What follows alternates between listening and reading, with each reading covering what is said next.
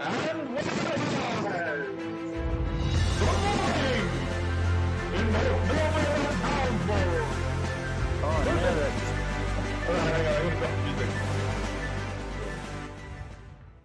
now That was the best. I gotta write that song down. You couldn't hear it, I guess. I'm glad I couldn't hear it, but now your sound sounds really, really reedy and distorted. How about now? No, it's pretty rubbish compared to how it normally sounds. Yeah, I don't know. I think I've cooked my microphone or something. Was it bad before, like 5 seconds ago? No, not before that sound thing. Okay. Well, I'll just do that, maybe. We're live now, so We are live, and anyone listening to us, I'm going to tell you this much, it's a secret, but you're live as well. Alrighty. Okay, cool. Alrighty, and welcome to this special one day of the year when we all celebrate the fact that we all need food, good sleep. We need good exercise, and we need love. And so once a year, like Christmas only, it's to do with love. Valentine's Day. Happy Valentine's, everybody. I'm awkwardly remembering all this now while I have been ignoring Chloe's entreaties for a bagel all morning. She's like, "Can you make me a bagel in bed?" And I'm just like, "Babe, I gotta stream. I'm sorry, I don't have time for this." So yeah, no. Once a year, you got to be nice. If you're watching this, Chloe, this stream is dedicated to you and our love. This stream is for you. And everybody who's lucky enough to experience human love. What a treat. So getting on with the show, because that's why we're here and why all you avid viewers and listeners have tuned in once the networks let know that we, Sam and me, his father, we are going on air again as we did late last year. And the general format is to do with current news from global to local. Today we're going to talk about long-termism, and that's one of my best jokes ever. Today we're going to talk about long-termism. Then we're going to talk about the 17 basic structures of human existence. And number one is human constructs versus innate reality. That'll get you all thinking. Wait 1 second. As MC to your MCing, I feel like we could probably only do one construct at a time. I don't think we're going to go through 17. All right. And absolutely. But just be aware there's only 17. I don't know what they are yet, but I've still been thinking about it for a lot of generations, as have we all. Where did the number 17 come from? The number 17, it's just innate to the idea that it's a whole number, indivisible by any number but one. And it's just the right number. I've thought about it a lot. So I'm going to have to flag a technical difficulty. Very Look, there can be sub-clauses and extra ones past the 17, like there's reality and hyper-reality, and there's reality and meta-reality. There's 17 and other constructs that aren't 17. Good segue is, in this hyper-reality, I've like lost you in... Oh, here we go. Here you are. There hello, that's my face. Oh, well, face. Okay, look, I definitely... Here we go. Wait on, let's get into my... Did you notice I wore a bluish shirt anyway? Oh, yeah, that's pretty good. Hang on, I'm gigantic here as well. So I'd like to share with our fans at home that are watching and obviously loving it. I have just ordered a new microphone, and it's coming. I ordered it on the internet. Oh, this isn't the new microphone. No, this isn't the new one yet, sadly. I'm very excited. It's a good microphone. I've been hoping to buy one all year. Haven't been in the financial position to. Got my tax back, paid a few things, bought a microphone. Very happy about it. Hope it's good. Okay, so yeah, we've got We'll all look forward to the difference. I'm really excited. I'm really excited to be able to talk into a microphone and drop velvety waveforms effortlessly down the pipe. At the moment, I have to like cast them across the chasm from my mouth to the USB webcam, and it's Sam, I'm talking into a mobile telephone. yeah, I but could be being listened to quite clearly by people in Bavaria as I speak now. It's good you're getting a good microphone. my voice is a gift, Dad. Like it's a it, Just because you got a size 56 head, yes, you heard it first here. 61 actually. Thank you very Oh, much. sorry. Oh, that's The largest hat size you can buy in a shop. That's my son, and blame it on his maternal grandfather who had a very large head, I'm told. So we're going to cover the material basis of reality. Is there any current news? I feel like you're plenty of current news, but let's start with something light. Let's start with something light. I'm we coming all off. start off with, well, light's a bit of a thing. I did want to talk about endorphins, but just as a subtext, long-termism. That's the joke of the month, at least. All right, long-termism. What is it? What can I Google? Can I Google it? I'll Google it.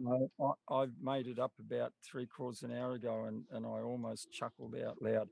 Long-termism is a headspace, is a worldview, as a screen and filter through which we can discern a future reality and go, we, the startup species, we, the outstanding species of great prowess, we can actually forge a path into the long term. Long-termism. From this massive biohuman explosion that we're currently in the middle of, pandemic and all, we can go reset, read all about it, and go, let's go for the long term, where we are, where we've got existing structures and building, and make it all sustainable into the long term. Long-termism. Why it's funny is it's a bloody long term, a bloody long word to describe the idea. All right, and I actually Googled it. It is already a word in the Oxford there you go, Dictionary. It's mostly to do with business. It's a business word by the looks of it. Business leaders, iSteps. I guess that's one of the few places where... Because your mic's not real flash, or maybe it's a Zoom link or something. It's really tin canny. How about call back? Let's call back. Dial out, come back in, because it might be your audio.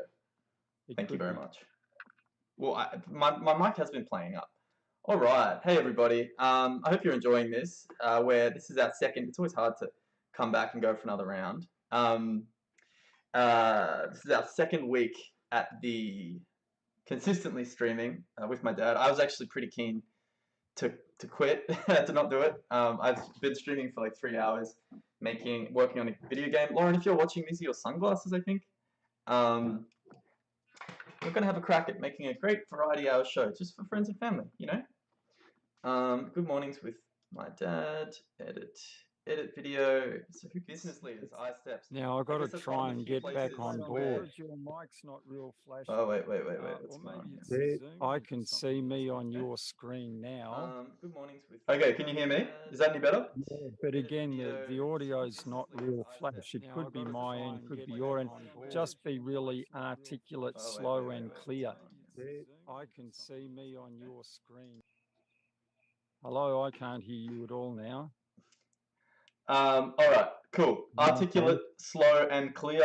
I don't know how we're gonna go. I'm running on low fumes, and I'm getting AV. I know. Well, if this is your 4th hour in a row of streaming, then you must be almost dried up. That was almost a joke. Here's some of my clippings. I've had enough of this chit chat. Warnings over PNG's China Hydro project. The idea that China, with its belts and roads, is going, we're just going to link everybody up, and like a very big rich uncle, we're going to get people in debt. So the current one that we're talking about, Weekend Australians from the 13th of February, approval comes, growing Australian government concerns over PNG's susceptibility to bad Chinese deals that could leave the country financially and politically beholden to Beijing. Well, what's your take on the, I guess, commercial acquisition, commercial funding by China of all these, like, obviously very strategic projects so they can spread their influence and around the world. Like, yeah, is this a bad thing? Is it a good thing? I don't know. It makes me feel uneasy because it is a way of establishing a footprint. They have recently talked about the idea of setting up a big, basically building a town on the very southern edge of PNG. Now they're talking about building a hydro system, but the article explains that there was no proper tender process, that it will be handed back to. It never was theirs, the PNG government, in 25 years. But that per kilowatt hour that it's going to produce, it will be the most expensive hydro system ever built anywhere in the world, ever. But it basically will stand as a debt against the PNG government. And once you've got people beholden to you by debt, you've got the tens of millions of wage, slave, debt-laden generational people, the current human slavery. It's all about, once you owe people more money than you can ever pay back, you're theirs. So it's a way for them to establish power and control over, I guess, developing economies. Wherever they can get in. They took out a lease on the Darwin port for 99 years about 5 years ago, and the NT government said, yeah, we'll do that. So it's imperial capitalism, right? It's just very clever Chinese people going 20, 30 years ago. We've fought off this capitalism pig dog for about 300 years with all its opium, insidious and everything else. There's so much bad stuff that Europeans did in the Asia Pacific. And about 25, 30 years ago, the Chinese, with their clear, coherent one rule, one country for thousands of years, most of the time, that's what they're used to. They've gone, we're going to take on this capitalism thing. We like the idea of this capitalism after all. And like any good country, it wants to grow bigger and stronger. And now it's embraced the very thing that the West created with their Dutch traders and their plundering and their developing of marketplaces and stock exchanges. Clever stuff, capitalism. Now we, of the pampered West, are saying we need to go long term. We need to have capitalism with ethics and morality and equality and respect. And we do. That's the only way we'll all get through this next 50 years. So my question, just to dial it back a little bit. So yeah, it's obviously about power and influence using commercial interests. And control. How is that different to what America has been doing, is doing, and how are the outcomes? At all, except that the Chinese are much better at it because they just go, this is our way forward, we will go here. And it works. They are elected and so on merit.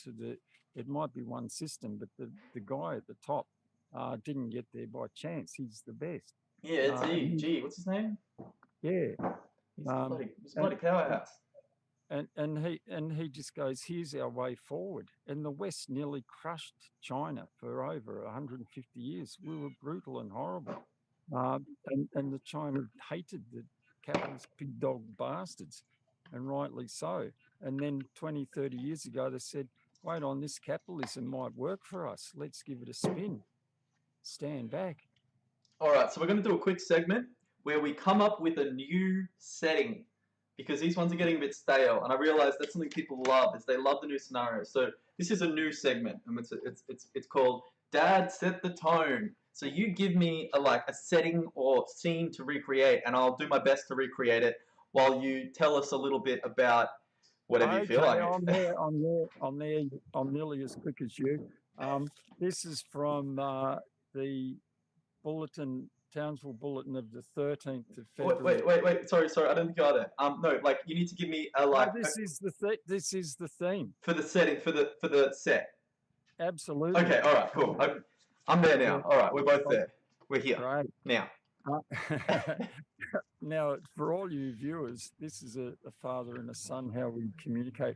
It goes from Dr. Blah Blah, the big photo that we'll get to. Learn how your home can weather the storm. Okay, all right. Weather the storm. And indeed, there is a website just being launched called, let me guess, Weather the Storm. So you can actually go straight to the actual thing, which is current news, and may be beneficial all over the world. Hello in Bavaria. We need to hear back from you. Yeah, Slovakia. We need someone that's like running the chat. Oh, I can run the chat. A new website developed by James Cook University, how did that crop up?